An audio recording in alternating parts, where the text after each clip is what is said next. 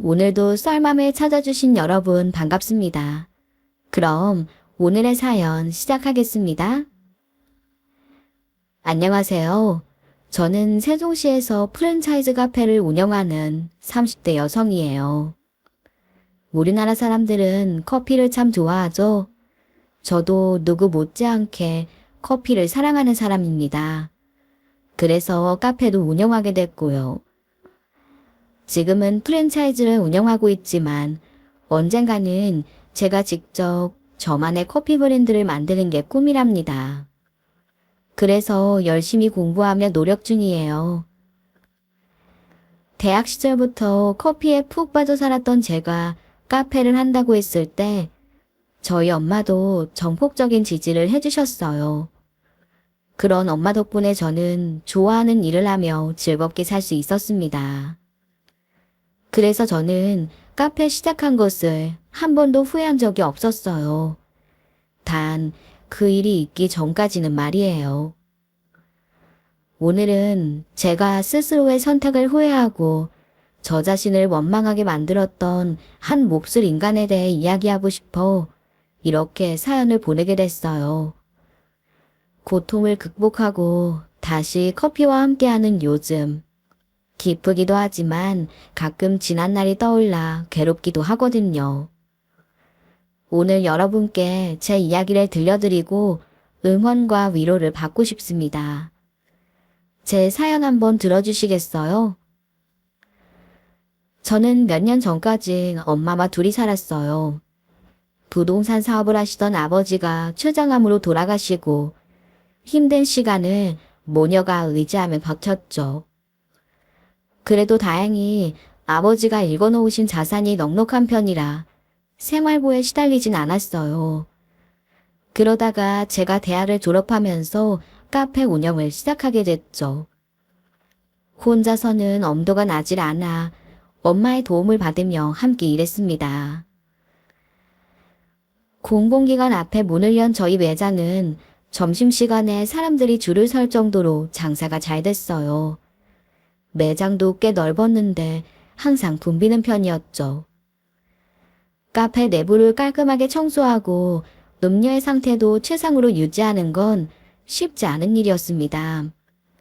거기다 아르바이트생들은 툭하면 힘들다고 무단 결근을 하기도 했고 하루 이틀 나오다 그만둔다는 통보도 없이 잠적하기도 했어요. 모든 일이 그렇겠지만 자영업도 정말 만만한 일이 아니더라고요. 그래서 저와 엄마는 한동안 정신없이 가게 운영에만 매달렸답니다. 그러다 보니 자연스럽게 아빠를 잃은 슬픔도 극복되고 카페도 자리를 잡게 됐죠. 그런데 언제부터인가 저희 매장에 매일 출근 도장을 찍는 단골 손님이 하나 생겼어요. 아니, 사실 단골 손님들은 여러 명 있었죠. 하지만 유독 한 사람, 제 눈에 들어오는 사람이 있었어요. 그 사람은 인근 공공기관에 다니는 공무원이었는데 체격이 좋고 훤칠하게 생긴 남자였습니다. 항상 비슷한 시간에 와서 매일 같은 커피를 마셨어요. 몇 주일이 지나며 서로 눈인사를 주고받는 사이가 됐고 스스럼 없이 일상적인 대화를 나누기도 했죠. 그러다가 제가 독감 때문에 고생을 하며 며칠 만에 출근한 날 남자가 걱정했다고 저에게 홍삼 스틱 하나를 내밀더라고요. 비록 사소한 것이었지만 남자의 세심함에 저는 무척 기분이 좋았네요. 그런데 다음 날부터 남자의 적극적인 애정 공세가 시작됐어요. 매일 장미꽃을 한 송이씩 건네주고 퇴근 후 책을 보며 제가 일을 마칠 때까지 매장에서 기다려줬습니다. 늦은 시간 혹시 취객이나 험악한 사람들이 와서 시비를 걸까봐 걱정된다는 이유에서였죠. 직업도 든든하고 잘생긴 남자가 저를 위해 그렇게까지 해주는데 제가 어떻게 목석 같을 수가 있겠어요. 결국 저희는 그렇게 연인이 됐습니다. 남자는 강릉에 본가가 있고 사회복지사로 근무하다가 복지제 공무원 시험에 붙은 지 얼마 안 된 사람이었어요. 공무원으로서의 첫 근무지가 바로 세종이었던 겁니다. 남자는 타지에서 홀로 새로운 직장에 다니다 보니 많이 외로웠답니다. 저와 연인 겸 친구가 되어 낯선 곳에서 견딜 수 있게 됐다며 행복하다고 했어요. 저도 그런 남자에게 푹 빠지고 말았답니다. 남자는 저희 엄마에게도 살갑게 잘했어요. 하루는 본사 교육 때문에 서울에 갔던 제가 힘들게 일하실 엄마 걱정에 전화를 했습니다. 엄마, 식사는 하셨어요? 아르바이트생이랑 둘이만 하려니 힘들죠. 아니야. 성우가 점심시간에 와서 편하게 밥 먹으라고 교대해줬어. 어머, 성우 씨가? 그래. 너한테 생색내지도 않았구나. 어쩜 젊은 사람이 그렇게 속이 깊어? 정말 여러모로 마음에 든다. 저에게 별말도 없이 본인의 점심시간을 쪼개서 엄마를 도와드렸다는 말은 정말 감동적이었죠. 직장인에게 점심시간이 얼마나 중요한 시간일지 저도 짐작이 가는데 말이에요. 그렇게 남자는 저와 엄마에게 티내지 않으며 사소한 일까지 챙겨주었어요. 그리고 카페에 힘써야 하는 일이 생길 때면 어김없이 나타나 두 팔을 걷고 나서주곤 했답니다. 좋은 사람과 함께하니 시간이 빨리도 흐르더군요. 어느덧 그 사람과 연애를 시작한 지 반년 가까이 지나고 있을 무렵이었어요. 저는 이상하게 한여름에 오한을 느꼈죠. 아랫배가 콕콕 쑤시기도 하고 감당하기 힘들 정도로 잠이 쏟아지기도 했습니다. 그래서 혹시나 싶은 마음에 테스트를 해보니 확연한 임신 반응이 나오더라고요. 생각지 못한 일에 처음에는 너무 당황했습니다. 엄마한테 말씀드릴 생각을 하니 한숨만 나왔네요. 그러다가 갑자기 아이에게 미안한 마음이 들었어요. 저를 믿고 찾아온 아이를 부담스럽게만 여겼다는 생각에 죄책감도 느껴지더라고요.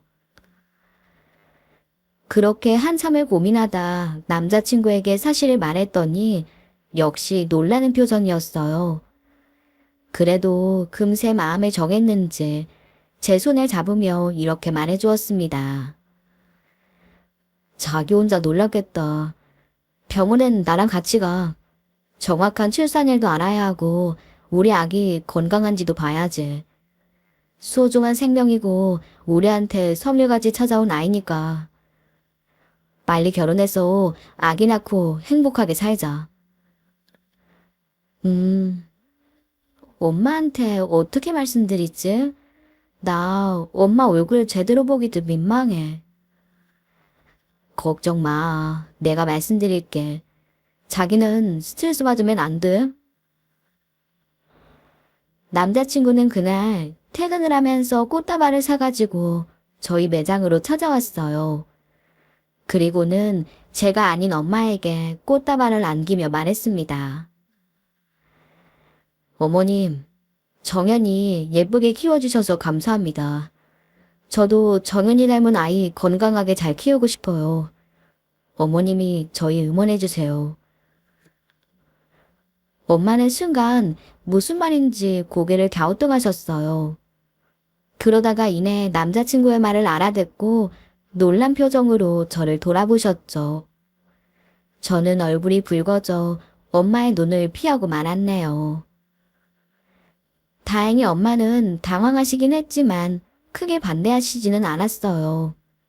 오히려 배가 많이 나오기 전에 빨리 결혼을 하자며 서두르셨죠. 그래서 저는 가능한 모든 절차를 간소화해서 급하게 결혼하게 됐어요. 마침 저희 엄마가 사시는 아랫집이 만기가 되어 이사를 가게 됐고 저희가 그리로 들어가기로 했죠. 사실 그 건물은 저희 아버지가 생전에 지으신 상가 주택이었어요. 아래층 상가들은 임대 주고 맨 2층에 저와 엄마가 살고 있었죠. 그 중간층 세입자가 나가며 저희가 거기로 들어가기로 한 거예요.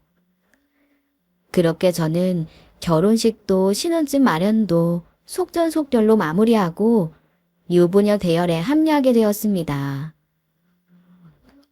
결혼을 했어도 엄마와 다른 층으로 퇴근하는 것뿐 크게 달라지는 건 없었어요. 가장 큰 변화는 엄마와 둘이 하던 외롭고 조금 무서웠던 퇴근길을 든든한 남편과 함께 한다는 것이었죠. 저희 친정엄마도 남편을 친아들처럼 의지하고 아끼시는 게 느껴졌어요.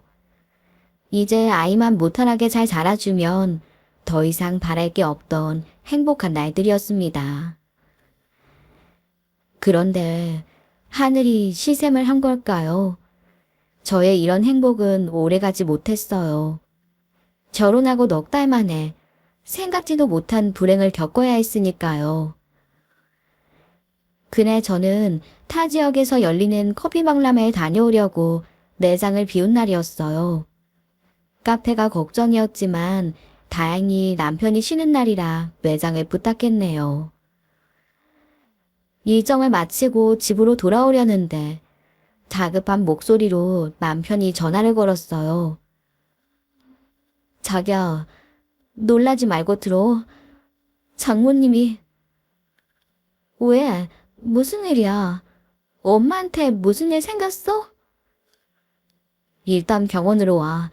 자세한 말은 와서 들어. 급하게 오지 말고 천천히 와. 위험하니까. 알겠지? 알았어. 많이 다치신 건 아니지? 병원 어딘지 문자로 좀 넣어줘. 남편은 조심해서 오라고 신신당부했어요. 그런데 걱정함에 도착한 병원에서 저는 믿기 힘든 현실을 마주하고 말았습니다. 엄마가 병실이 아닌 영안실에서 저를 기다리고 계셨던 것이죠. 상상조차 하지 못한 상황에 저는 까무룩 정신을 놓고 말았습니다. 남편은 그런 저를 안고 응급실에 데려가 수액을 맞추고 저 대신 엄마의 장례를 준비했죠. 정신을 수습하고 손님들과 인사를 하다가도 엄마의 영정사진을 보면 다시 기가 막혔습니다. 아침까지도 잘 다녀오라고 웃으며 인사해 주셨는데 도무지 현실 같지가 않았어요. 이제 엄마가 없는 하루하루를 어떻게 살아야 하나 눈앞이 캄캄하더군요. 그러다 손님들을 맞고 자리를 안내하는 남편을 보자 새삼 고마움과 안도감이 몰려왔네요. 아버지도 안 계신 상황에서 저 혼자 그런 일을 당했다면 정말 견디기 힘들었을 테니까요.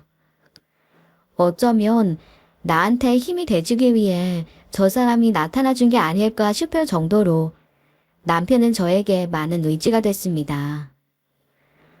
그렇게 정신없이 장례를 치르며 발인을 하러 앞둔 날, 저는 엄마의 영정사진을 안고 울다 지쳐 잠이 들었습니다.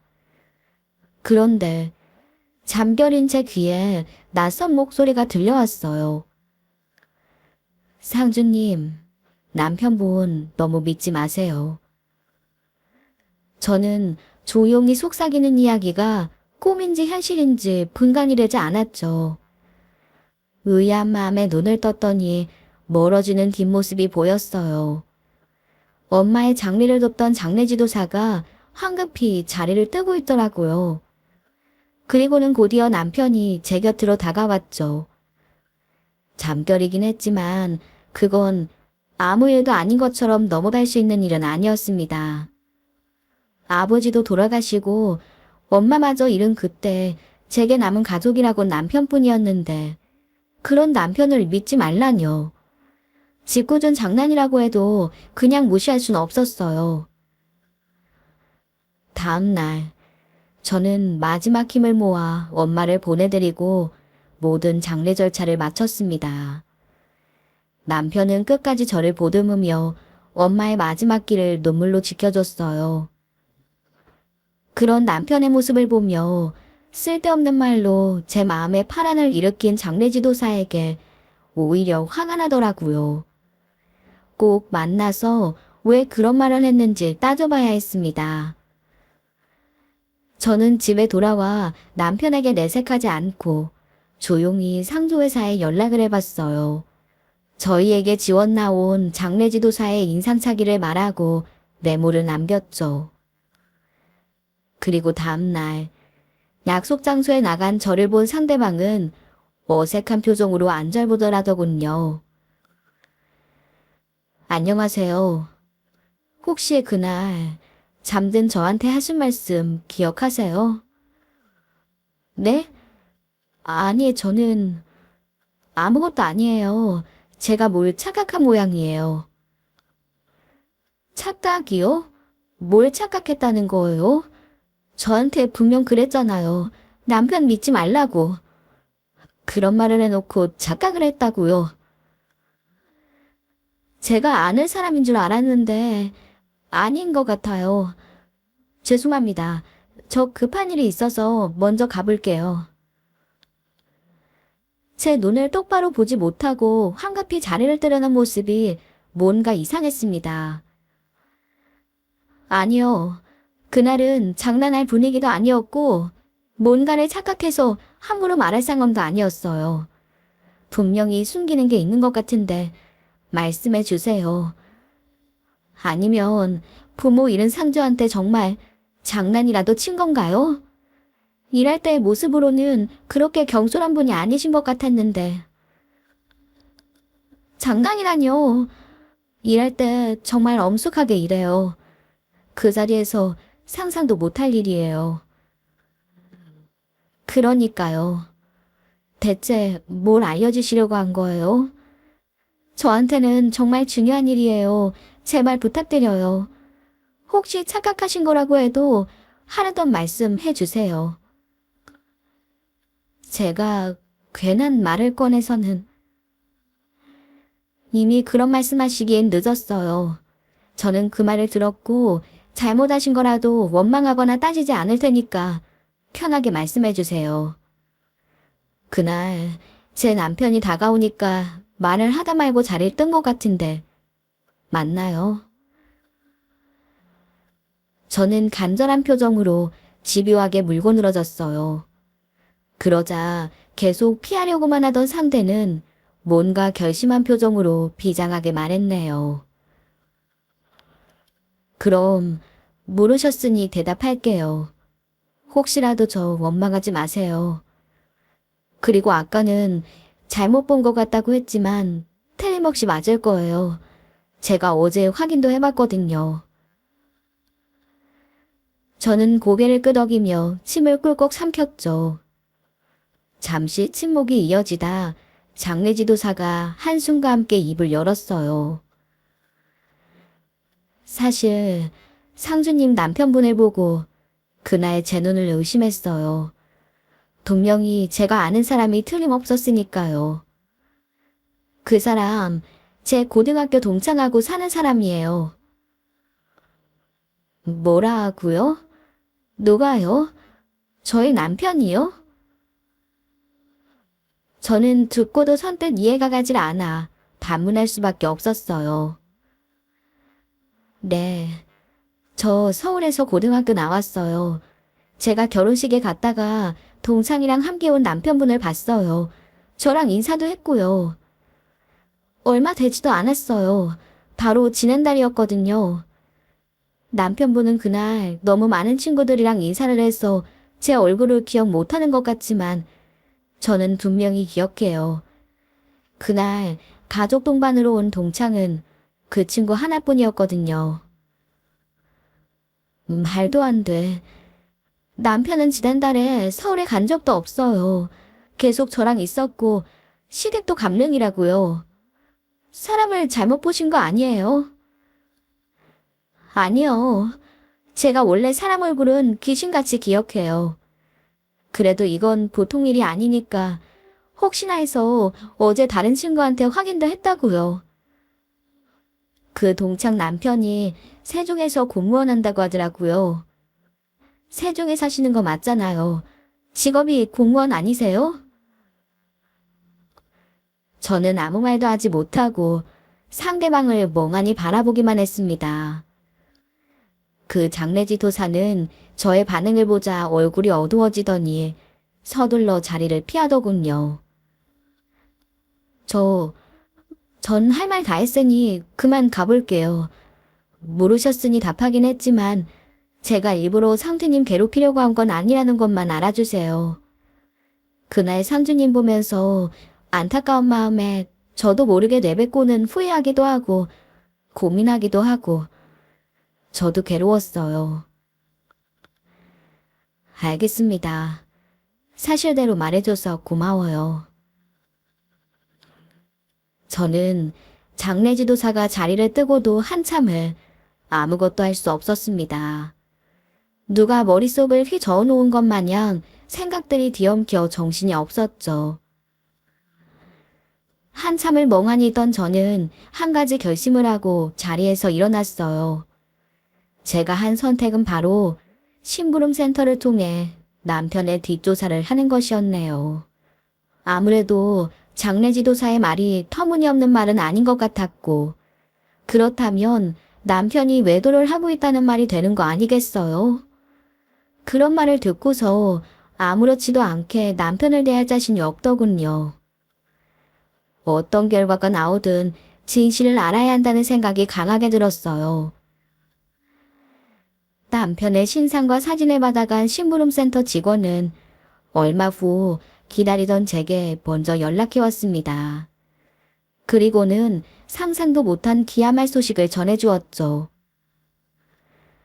남편분, 서울에 왔다 갔다 하시는 거 전혀 모르셨어요? 저희가 알아본 바로는 거의 한 달에 한두 번은 다녀오시는 것 같던데. 서울이요? 전혀요. 본가가 강릉이라 거기는 자주 갔어요. 시어머니 몸이 좀 안 좋으시거든요. 강릉? 강릉에 간 흔적은 없던데. 잘못하신 것 같아요. 꼬박꼬박 서울에 갔어요. 아마 행선지를 속인 것 같네요. 그럼 서울에 가서 뭘 했나요? 설마 아마 짐작하시고 저희한테 맡기신 것 같은데 생각하시던 그게 맞네요. 서울에서 결혼 생활을 하고 있어요. 하늘이 무너지는 기분이었습니다. 설마 했던 일이 현실이 되고 말았던 겁니다. 그런데 또다시 이어지는 심부름센터 직원의 한마디에 저는 얼음처럼 굳어지고 말았네요. 근데 그게 사실 외도라고 하기는 어려워요. 네? 그게 무슨 두 집사님을 하는데 외도는 아니라뇨. 전혀 모르셨던 것 같은데 이성우 씨의 법적 아내는 서울에 있는 여성분이고 그 아들도 3살이 넘은 걸로 확인됐어요. 등본이나 가족관계 서류 확인해 보신 적 없어요? 그것만 봐도 금방 알 수 있는 일인데. 그게 무슨 남편이 유부남인데 저랑 결혼을 했단 말인가요? 지금 그 말씀이세요? 네, 확실합니다. 저는 망치로 얻어맞은 듯 멍한 기분이 되고 말았습니다. 어떻게 카페에 돌아왔는지 잘 기억하지 못할 만큼 큰 충격을 받은 상태였죠. 서울에서 두 집 살림을 하는 남편과 법적인 아내, 3살 아들. 이 모든 사실을 정리해보면 결국 제가 남편의 상간녀이며 뱃속의 아이는 혼외자란 말이었어요. 정말 상상도 할 수 없는 일이었습니다. 그런데 이제와 뒤돌아 생각해보니 이상한 일이 한두 개가 아니었더군요. 혼인신고를 하자는 저에게 남편은 카페도 바쁜데 자기가 알아서 할 테니 걱정 말라고 했었습니다. 그리고 유방암 투병 중인 시어머니를 만나러 2주에 한 번씩 강릉에 가면서 따라 나서는 저는 한사코 부담스러워했어요. 시어머니가 투병 중인 모습을 보이기 싫어하신다는 이유에서였죠. 또 저희 결혼식이나 엄마의 장례식에도 남편 직장 동료들은 거의 오지 않았어요. 결혼 때는 아직 새 직장에 적응을 하지 못해서 청첩장을 돌리기 부담스럽다는 남편의 말을 믿었습니다. 엄마의 장례식 때는 워낙 경황이 없어서 그런 걸 따질 정신 자체가 없었고요. 하지만 이런 엄청난 비밀을 알고 나니 남편이 혹시 몰라 몸을 사렸던 거라는 사실을 알겠더군요. 저는 연애와 결혼을 합쳐 1년이 가까운 시간 동안 단 한순간도 남편을 의심하지 못했던 제 자신에게 너무나 화가 났습니다. 세상에 이렇게 멍청한 여자가 또 있을까요? 카페에 돌아와서도 그저 멍하니 매장을 바라보며 서 있기만 했죠. 그 순간에는 멀쩡한 정신으로 일할 수가 없더라고요. 결국 급하게 주말 아르바이트생을 불러놓고 집에 들어갔네요. 그런데 한숨을 쉬며 매장을 나오던 순간 예전부터 친분이 있던 단골 손님 한 분과 마주쳤어요. 저를 보자 손님은 반가운 얼굴로 인사를 건네셨습니다. 어머, 사장님, 어디 가세요? 안녕하세요. 오랜만에 오셨네요. 제가 부산에 출장을 다녀왔어요. 근데 안색이 왜 이렇게 안 좋아요? 혹시 집에 무슨 일 있어요? 아, 아니요. 그냥 좀 두통 때문에요. 그러시구나. 집에는 별일 없는 거죠? 다행이네. 저는 계속 저희 집안을 걱정하는 손님이 이상하게 보였어요. 집은 왜 그러세요? 네?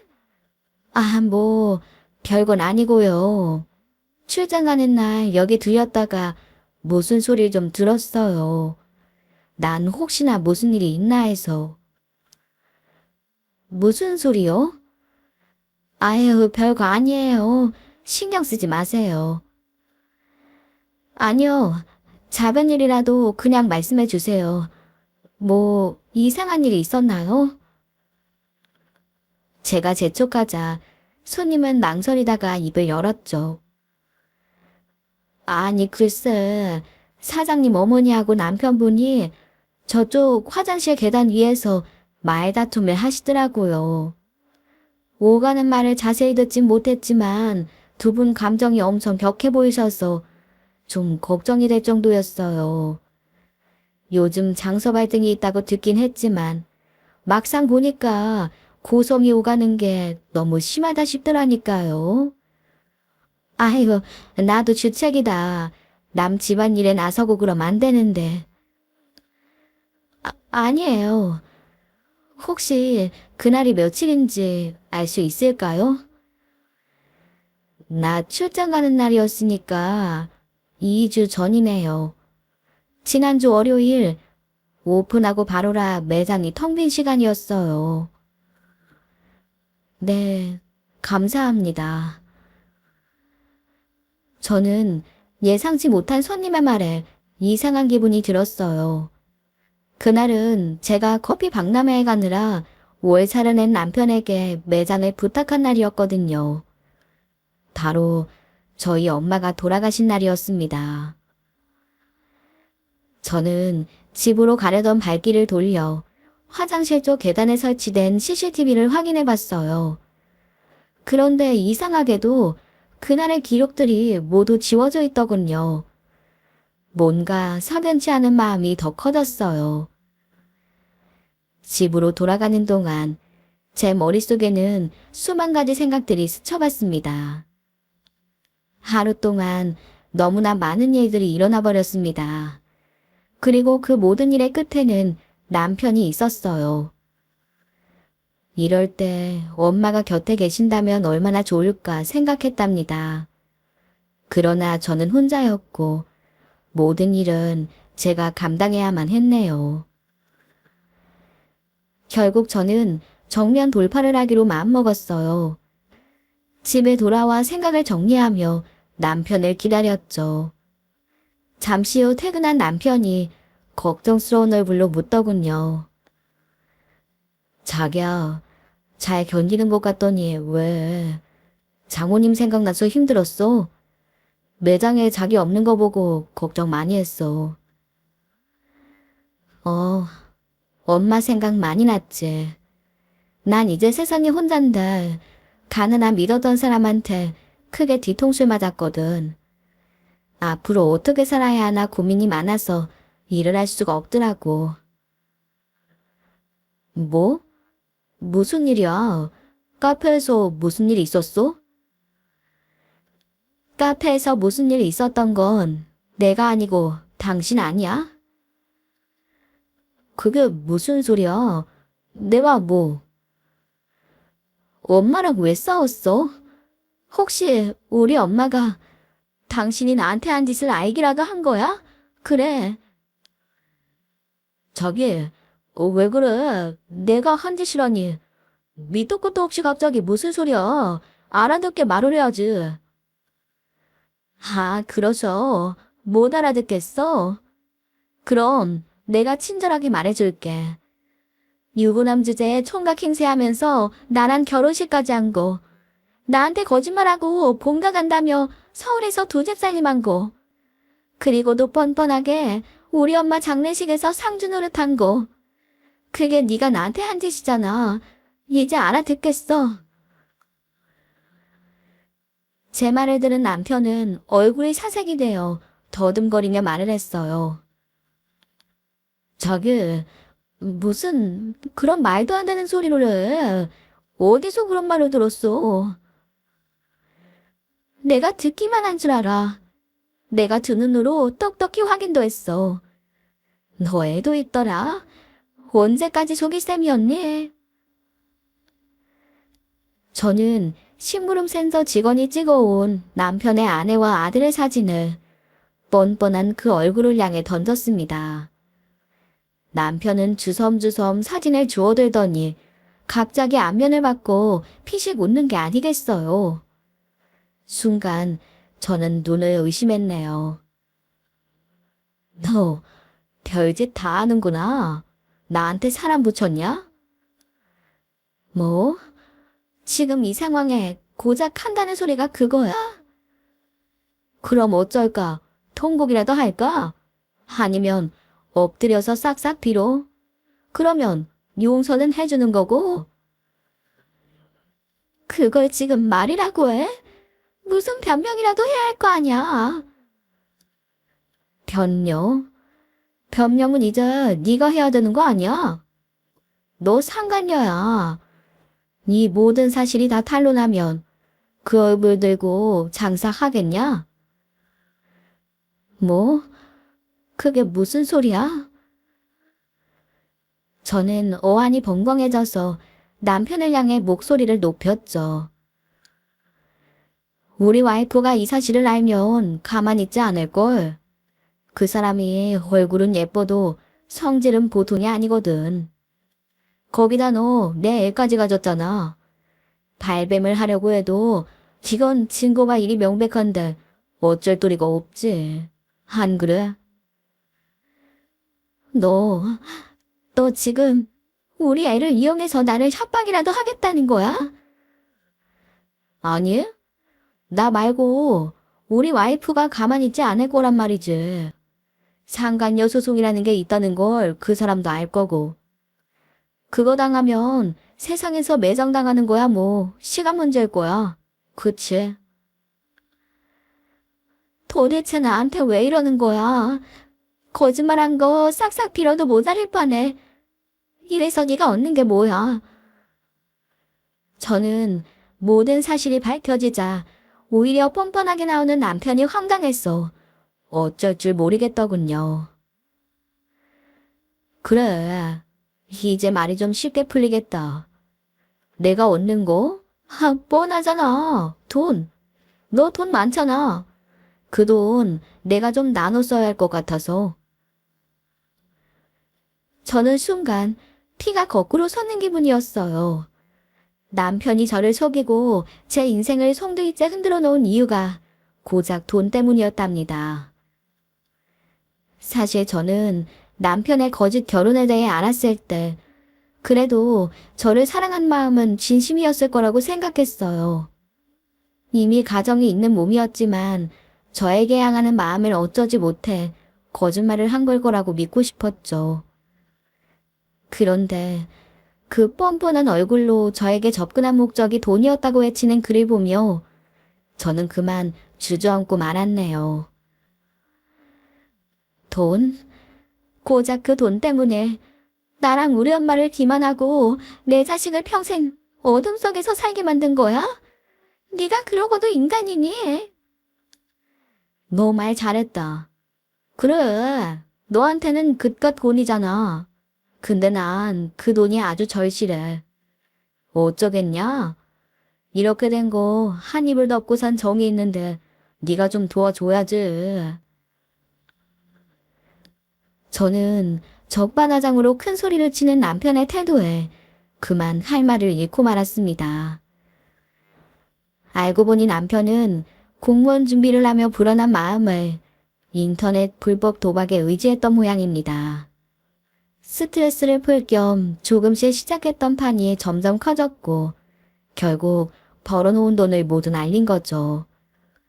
그것도 모자라 가족들 모르게 큰 빚도 졌다더군요. 월급으로 간신히 돌려막기를 하며 버티고 있던 차에 저희 매장에 오게 된 것이었어요. 그리고 동네에서 꽤 재산이 많기로 소문난 엄마에 대해 알게 된 겁니다. 그리고는 계획적으로 그 딸인 저에게 접근한 거예요. 마침 제가 카페를 하고 있었으니 눈도장 찍기가 얼마나 쉬웠겠어요. 저는 이때 처음으로 제가 카페를 시작한 것을 후회했답니다. 남편은 아버지가 안 계신 저희 상황을 이용해 엄마와 저의 환심을 사고 제가 임신을 하자 결혼까지 밀어붙였어요. 아내와 아이가 서울에 있고 혼자 내려와 생활하는 자신의 상황을 악용한 것이죠.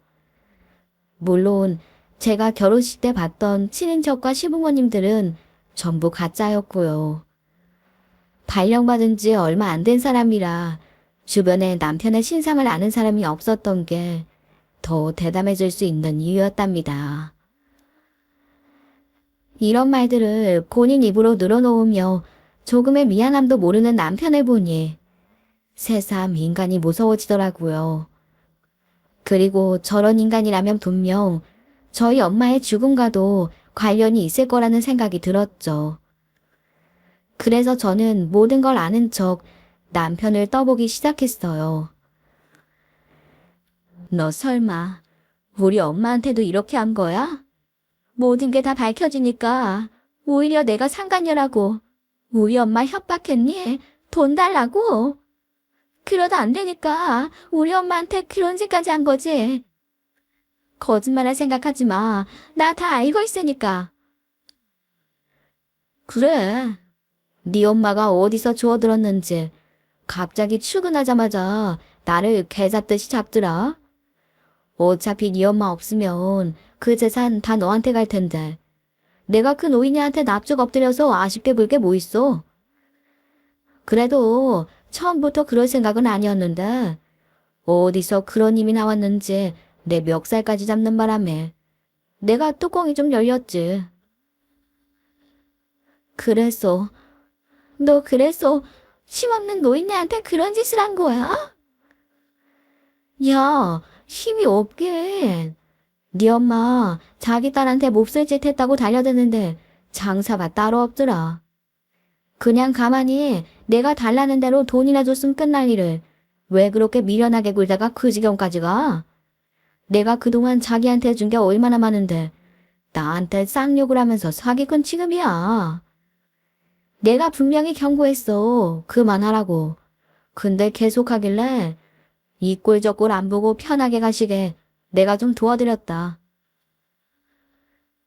뭐? 너 그게 사람 입에서 나올 말이야? 우리 엄마가 널 얼마나 믿었는데 어떻게? 그럼 끝까지 좀 믿지. 그랬으면 나도 그렇게까지는 안 했잖아. 노인네 없어지면 일이 좀 쉽게 풀릴 줄 알았는데 보람도 없이 이게 뭐냐? 저는 악마와 마주하는 기분이었죠. 도저히 저는 함께 있을 수 없어 일단 남편을 내보내기로 했습니다. 당신, 일단 지금 좀 나가줄래? 생각이 정리가 안 된다. 생각? 무슨 생각? 너 현명하니까 괜히 네 엄마처럼 일 크게 만들지 말고 쓸데없는 생각하지 마라. 네가 아무리 날 걸고 넘어가려고 해도 증거가 없어. 그날 거기는 아무도 없었고 카메라에 남은 것도 없을 거야. 그냥 달라는 대로 주고 너도 이대로 내 와이프 알기 전에 깔끔하게 정리하는 게 상간녀보단 훨씬 나을 거라고.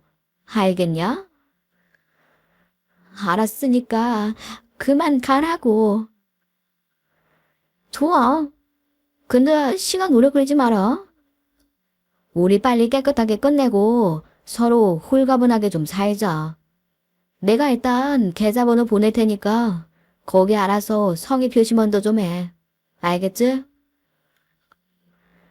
저는 남편의 뜻을 따라줄 것처럼 말해서 간신히 혼자 남게 되었죠.